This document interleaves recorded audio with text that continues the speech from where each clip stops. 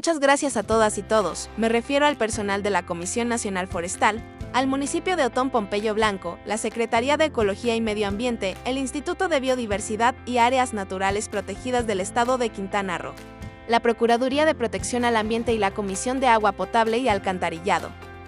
Como bien saben, hoy 21 de marzo se conmemora el Día Mundial de los Bosques, una gran razón para hacer actividades que permitan cuidar los bosques y selvas, buscando siempre una cultura a favor de nuestros ecosistemas.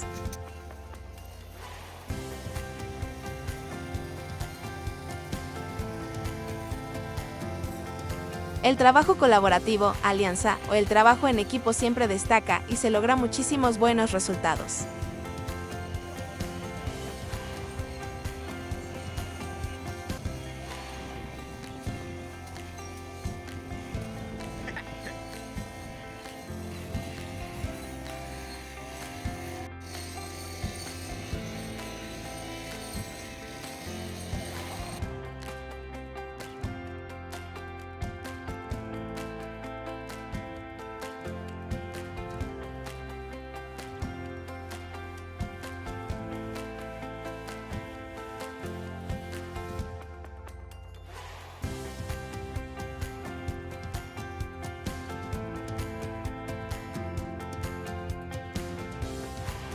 Se reconoce la participación a cada uno de ustedes.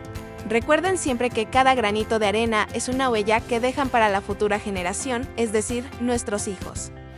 Un gran aplauso para ustedes y a las instituciones que representan.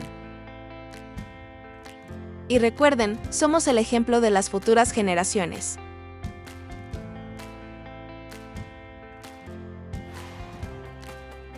Día Mundial de los Bosques.